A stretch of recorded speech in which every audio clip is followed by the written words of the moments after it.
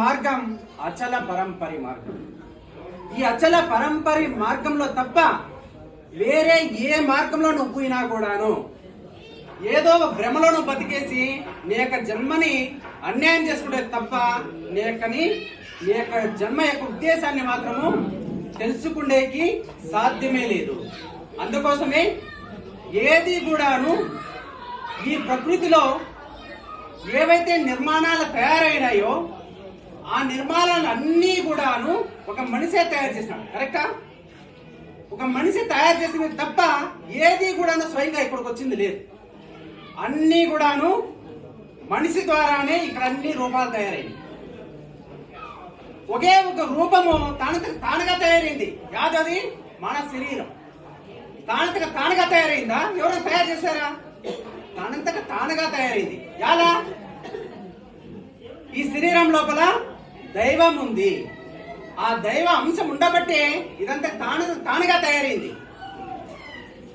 వీటి అన్నిటి లోపలను దైవ అంశం లేదు కాబట్టి మనం తయారు చేయాల్సి వచ్చింది. బాగా గుర్తు చేసుకో. ఇవన్నీ కూడాను మనం ఏదైతే తయారు చేశామో వీటికన్నిటి కూడా ఈ రూపాలకి అంతం ఉంది. బాగా గుర్తు తెలుసుకోండి. ఇవన్నీ కూడాను యాపద్దైనా కానీ వినాశనానికి దారితీస్తాయి. వినాశనం అయిపోయాయి. ఎందుకంటే రూపం ఉందంటే దానికి ఏముంది? పక్కలో వినాశనం ఉంది.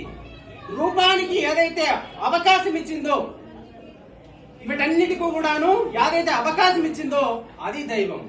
ఆ దైవం ఎక్కడుంది? తన లోపలే ఉంది. నువ్వు పుట్టిన పొద్దు నుంచి శరీరం విడిచిపెట్టేంత వరకు నిన్ను కాస్తా ఉంది. అది ఎప్పుడు నన్ను చూస్తాడా, నన్ను తెలుసుకుంటాడా అని ప్రతి ఒక్క రోజు, ప్రతి ఒక్క గంట, ప్రతి ఒక్క నిమిషము, ప్రతి ఒక్క సెకను నీకోసము ప్రతి నిమిషానికి 15 సార్లు వచ్చి పోతా ఉంది పాప ముసలాట. తానుగా ఆడుతా ఉంది నీ కోసం, నిన్ను నువ్వు తెలుసుకునే కోసం, నీ యొక్క జన్మను సార్థకం చేసుకునే కోసము. అది తానుగా దైవమే వచ్చి సేవ చేస్తా నీకు. అందుకే మహాత్ములు చెప్తారు 84 లక్షల జీవరాశుల కంటే కూడాను శ్రేష్టమైంది మానవ జన్మ. ఈ మానవ జన్మని ప్రతి ఒక్కరూ సార్థకం చేసుకోవాలంటే మనం అందరము కూడాను ఒక గురువు దగ్గర అభ్యాసం పొంది ప్రతి ఒక్కరు ఎవరైతే ధ్యానం చేస్తారో, సాధన చేస్తారో మీకు ఇంట్లో వాళ్ళ యొక్క జన్మాల మాత్రమే సార్థకమవుతాయి. బాగా గుర్తు. నువ్వు యొక్క గురువు దగ్గర అభ్యాసం తీసుకోకుండా, నువ్వు ధ్యానం చేయకుండా, సాధన చేయకుండా నేనేమో చేస్తానంటే ఏమి సాధించకేలా ఊరికి అన్యాయమైనటువంటి ఈ జన్మ నాశనం అయిపోతుంది. దానికోసం మనం వచ్చినది, దైవాన్ని పొందేదానికోసం మనం వచ్చినాం, దైవాన్ని తెలుసుకోవడం కోసం మనం వచ్చినాం. ఆ దైవము ఏ విధంగా ఉందని మన లోపల అంటే మహాత్ములు చెప్తారు, జననీ జనకుడు లేక జననమైన వాణి దాపు చేరిన వాడు ధన్యుడాయే.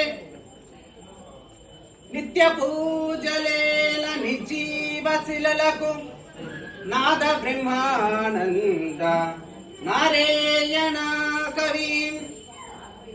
జననీ జనకుడు లేక, తల్లి తండ్రి లేకుండా వచ్చినటువంటి మహాత్ముడు కూడా ఆడుతాడు మన లోపల.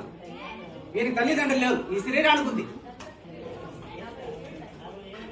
ఆ యొక్క తల్లి తండ్రి లేకుండా ఉన్నటువంటి ఆ యొక్క దేవుడు తన లోపల నిమిషానికి 15 సార్లు ఆడుకుంటూ ఉన్నటువంటి ఆ దైవాన్ని మనం పొందాలంటే, మన జన్మను సార్థకం చేసుకోవాలంటే, మనం మహాత్ములు కావాలంటే దీని దాపు ఎవరైతే చేరుతారో వాళ్ళు మాత్రమే మహాత్ములు అవుతారు. బాగా గుర్తేసు. ఇంకా ఎవరు దాపు చేరినా కూడాను మహాత్ములు ఎక్కేయాల.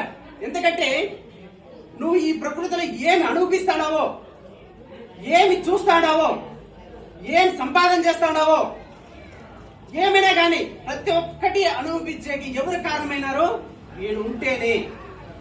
వీడు ఇక్కడ ఉసిరాట ఆడుతా ఉంటేనే ఏమైనా అనుభవిస్తాడో, ఏమైనా చూస్తాడో, ఏమైనా వింటాడో, ఏమైనా మాట్లాడగలుగుతాడో. తినేది అరగతా ఉంది మనకి. ఎంతవరకే? వీడు ఆడేంతవరకే. ఆడేమన్నా నిమిషం అట్లా జారిపోయినాడంటే మనం ఏం చేస్తారు?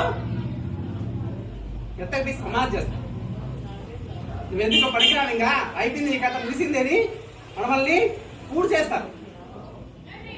అందుకోసము ఈ యొక్క మహాత్ముని దాపు ఎవరు చేరుకుంటారో వాళ్ళు మాత్రమే మహాత్ములైతారు. అందుకోసం మహాత్ములు ఏం చెప్తారు, ఈ యొక్క జీవనం అంతా కూడాను మనము ఈ ప్రకృతిలోనే ఈ యొక్క పదార్థాల మీదనే వ్యామోహంతో ఆ భ్రమలతోనే బతికేస్తాం.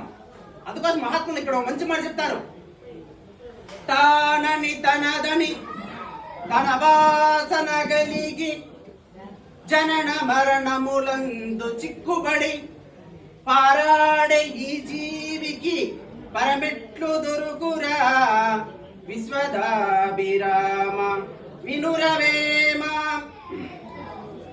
తానని తనదని తన వాసన కలిగి జనన మరణములందు చిక్కుబడి పారాడే ఈ జీవికి పరమెట్లు దొరుకురాడు ఆయన మహాత్మా.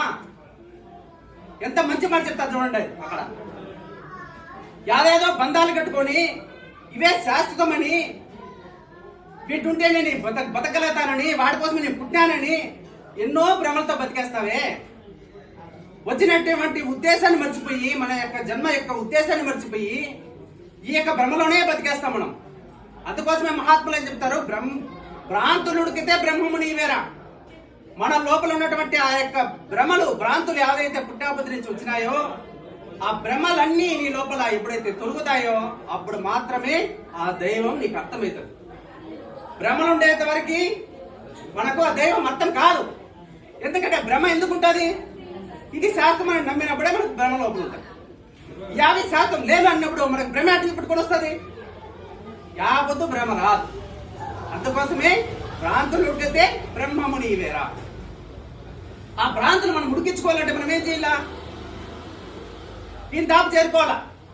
వీనికి ఏమైనా రూపం ఉందా, ఆ రూపం ఏమన్నా లేకుండా ఉండబట్టే ఆ దైవానికి రూపం లేదు. కాబట్టి రూపం లేకున్నటువంటి దైవాన్ని మనం చేరుకోవాలంటే ఈ రూపం లేకుండా వాడిని పట్టుకుంటేనే వాడిని దాపు వాడు చేరుస్తాడు.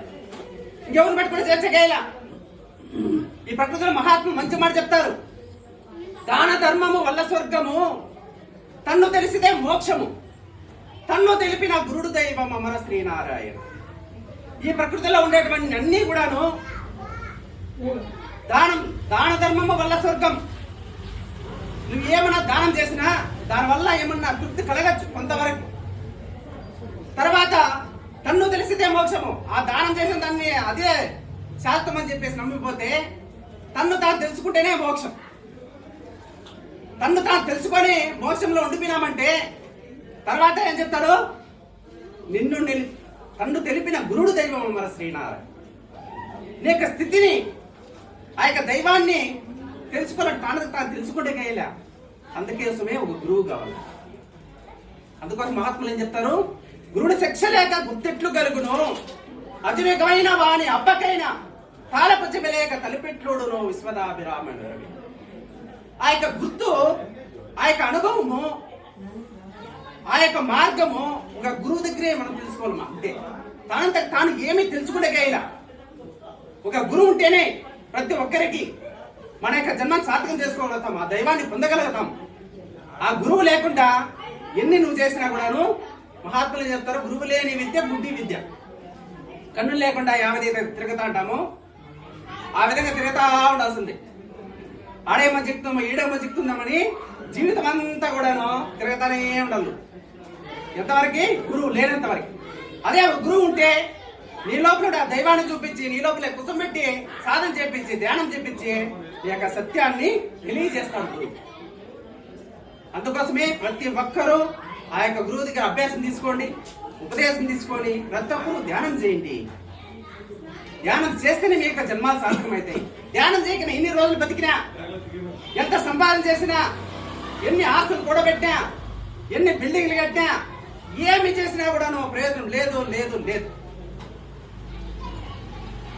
బాగా అర్థం చేసుకో. ఆ గురు మార్గంలో నడిచి నువ్వేమన్నా ధ్యానం చేసి నీ యొక్క జన్మ సార్థకం చేసుకుని వ్యక్తమైతే నీ యొక్క జన్మానికి అసలైనటువంటి న్యాయం చేసినట్టు అవుతావు. లేదంటే నువ్వు ధ్యానం చేయకుండా, సాధన చేయకుండా, ఆ గురు మార్గం రాకుండా నేను ఏమేమో సంపాదన చేసినంటే అదంతా కూడా నీ అప్పుడు తెలిసిపెట్టి పోయేదే. నీ వెనక్కి వచ్చేది ఏమన్నా ఉంది అంటే ఈ మార్గం ఇక్కడ నడచండి, దీని లోపల నడచండి. నిజమైనటువంటి ఆస్తి, నిజమైనటువంటి సంపద, నిజమైనటువంటి బంగారం అది. బాగా అర్థం చేసుకోండి. ఇక్కడ ఏమన్నాను, ఉసిరాటంలో ధ్యానం చేసిందే సత్యమైతే ఇహానికి పరానికి, ఇహంలో ఏమైనా సంపాదన చేసుకోవచ్చు, పరంలో ఏమైనా సంపాదన చేసుకోవచ్చు. ఇహపర సౌఖ్యాలకి తారకం తల్లి వంటిదిరా. ఈ తారకం, ఈ ధ్యానం నువ్వు ఎప్పుడైతే చేస్తావో ఈ ప్రకృతిలో ఏమి కావాలని సాధించుకోవచ్చు. ఈ యొక్క జన్మాన్ని సార్థకం చేసుకోవచ్చు, దైవాన్ని పొందొచ్చు. బాగా అర్థం చేసుకోండి.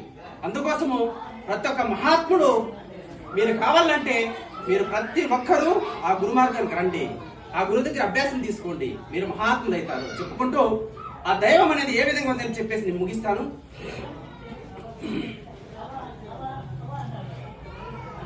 బయలిది నేనని పూర్ణ బయలిది, బయలిది నేనని పూర్ణ బయలిది, బయలిది బ్రహ్మాండ భాండము అంతటా నిమిడమై, బయలిది బ్రహ్మాండ భాండము అంతటా నిమిడమై, కొన మొదలు లేకను పదిలముగా తను వదలకానే కదలకున్నది బయలిది నేనని పూర్ణ బయలిది, దృఢమది దురితంబు సుఖమనరానిది, దృఢమది దురితంబు సుఖమనరానిది,